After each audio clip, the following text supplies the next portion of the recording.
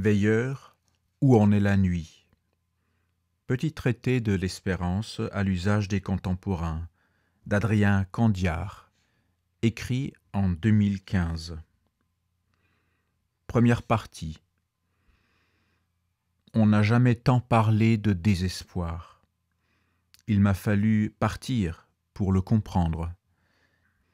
Habitant depuis plus de 3 ans en Égypte, je vis chaque passage en France comme une douloureuse plongée dans un pays obsédé par son désespoir. Je ne verse pas pourtant dans l'illusion romantique qui nous répète que les pays pauvres sont les plus heureux, qu'ils ne sont pas distraits de l'essentiel par notre confort inutile et qu'eux seuls savent trouver la joie. L'absence de sécurité sociale, d'écoles gratuites de qualité ou d'hôpital public décent distrait aussi bien de l'essentiel qu'une tablette numérique. Chacun court après le bonheur comme il le peut, avec plus ou moins de succès, quel que soit son pays et sa situation. On n'est pas plus malheureux en France qu'ailleurs, ni plus heureux. Mais on est en tout cas saturé de discours sur le désespoir. On ne parle plus que de cela. Je ne parle pas ici du désespoir personnel, celui qui naît des peines de cœur, de l'échec douloureux d'un mariage, d'une brutale déception professionnelle ou de la perte d'un être cher. Je parle de l'autre désespoir, celui dont tout le monde parle, dont bruissent les réseaux sociaux, sur lequel journaux et rapports publics s'interrogent gravement. Le malaise français, la dépression collective, la morosité ambiante, l'implacable spirale négative dans laquelle nous sommes aspirés, sans parvenir à réagir, mais qu'on se plaît à commenter. Dans son rapport de 2011, le médiateur de la République, Jean-Paul Delevoye, diagnostiquait, dans un anglicisme expressif, un burn-out de notre société.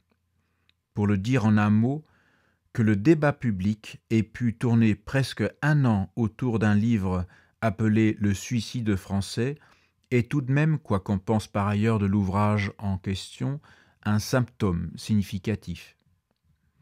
Dans ces conditions, il est peut-être temps de parler un peu d'espérance. C'est une vertu chrétienne dont on ne sait généralement pas très bien quoi faire. Son inscription sur le podium des grandes vertus théologales, foi, espérance, charité, lui évite l'oubli complet, mais on ne prêche plus guère sur l'espérance. Cela sent trop sa méthode Coué, qui permettrait de se rassurer à bon compte. Nous sommes trop prévenus pour nous contenter de discours optimistes. On ne nous la fait pas à nous. L'optimisme, vertu par excellence du contribuable, comme disait Bernanos, c'est-à-dire du contribuable heureux de se mettre au nudisme après que le fisc lui a ôté jusqu'à sa chemise, très peu pour nous. Nous n'avons que faire des vertus de naïfs. Il nous faudrait des vertus pour gens blasés. On nous a assez raconté l'histoire. Reconnaissons d'ailleurs que c'est une vertu étrange si elle consiste effectivement à se dire que tout ira mieux demain. Parce que de demain, par définition, nous ne savons rien. Affirmer que l'avenir, par nature, apportera des solutions est une profession de foi charmante, mais parfaitement gratuite. Si nous regardons dans notre passé tous les demain qui se sont succédés jusque-là, force est de constater que rien n'est moins sûr. Nous avons connu des demains merveilleux, mais aussi des demains catastrophiques.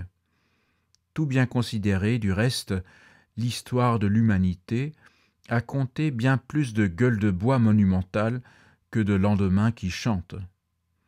Combien d'espoirs brutalement douchés, combien de doux rêves qui ont fini en cauchemars.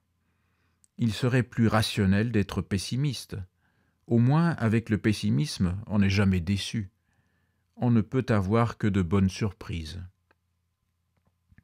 On est donc tenté de ranger l'espérance dans un coin de sacristie au riant des accessoires théologiques tombés en désuétude, avec les limbes et les jours de purgatoire.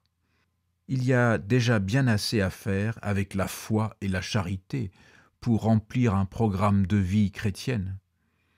Qu'est-ce que l'espérance aurait à nous dire en nos temps de désespoir? C'est sans doute parce que nous ne savons qu'en faire que l'espérance nous est une vertu plus nécessaire que jamais, plus urgente, plus vitale. Mais cela suppose évidemment de la comprendre, et de comprendre qu'il ne s'agit pas du tout de l'optimisme qui nous rend si méfiants. L'espérance véritable, la vertu d'espérance, est peut-être même le contraire de l'optimisme. Pour s'en rendre compte, il faut accepter de prendre un peu de distance avec notre déprimante actualité immédiate et remonter quelques années plus tôt, en 587 avant Jésus-Christ, précisément. Cette année-là, à Jérusalem, l'ambiance n'était certainement pas folichonne non plus. Jérusalem est alors la capitale du petit royaume de Juda, un confetti hérité du grand royaume de David et de Salomon, mais un confetti contenant tout de même le temple, où réside la présence de Dieu. Ce confetti avait traversé les siècles au prix d'une soumission aux empires du temps, l'Égypte, l'Assyrie et, à ce moment-là, Babylone. Le royaume de Juda avait dû s'humilier. 10 ans plus tôt, le roi de Babylone avait ravagé le pays, pillé les richesses du temple et amené en déportation le roi et ses proches, laissant à la place un jeune roi un peu fantoche. Le petit royaume devait payer des sommes exorbitantes pour éviter la destruction pure et simple. À Jérusalem, beaucoup trouvaient cette situation insupportable. Certains se souviennent de la grandeur passée, de l'alliance avec Dieu qui avait fait sortir le peuple d'Égypte et l'avait depuis lors et tout au long d'une histoire mouvementée, sauvé de ses nombreux ennemis. Il faut, se disait-il, avoir foi en Dieu. Si nous prenons les armes, si nous luttons pour retrouver notre indépendance, alors Dieu viendra à notre aide. Nous gagnerons la guerre contre l'immense empire de Babylone, parce que Dieu n'abandonnera pas son peuple. Dieu est avec nous, tout ira bien. C'est donc plein d'espoir en Dieu que le petit royaume de Juda lance sa rébellion contre l'Empire. Cette fois, il joue sa survie, et il le sait. Si Babylone l'emporte, c'est fini. Il n'y aura plus de roi, ce roi descendant de David, à qui Dieu avait promis la royauté pour toujours. Il n'y aura plus de temple, la présence de Dieu sur terre. Il n'y aura plus de terre promise, le peuple que Dieu avait pris la peine de tirer d'Égypte serait détruit et dispersé. Dieu est donc obligé d'intervenir, où tout son travail depuis l'alliance avec Abraham sera réduit à néant. Il va devoir faire des miracles une fois de plus, comme quand il avait ouvert la mer Rouge et fait périr Pharaon et ses armées. Les chefs de la révolte comptent sur lui. Leur confiance en Dieu et la solidité de leur espérance pourraient nous paraître tout à fait admirables. On serait tenté, en nos temps de morosité, de les prendre pour modèles d'espérance, d'inconscience également, sans doute, mais on ne peut pas leur ôter ceci. Ils espéraient que Dieu allait les sauver de tous les dangers. Ils espéraient contre toute espérance raisonnable. Ils espéraient et ils agissaient en conséquence. N'est-ce pas ce à quoi nous invite notre bonne vieille vertu d'espérance? Ce n'est pas ce que pense alors un habitant de Jérusalem, le prophète Jérémie. Bien que prophète, bien que tout à fait impeccable en matière de confiance en Dieu, Jérémie est le plus complet des défaitistes. il prêche la soumission pure et simple au roi de Babylone, païen, impie, oppresseur.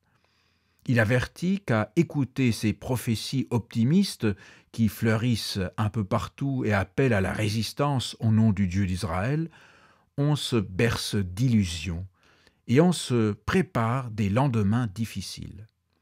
En cas de révolte, la victoire du roi de Babylone est inévitable et elle sera sans merci, conduisant à la perte de tout ce qui fait encore ce petit royaume, ce qui fait encore exister le peuple juif, une terre, un roi, un temple.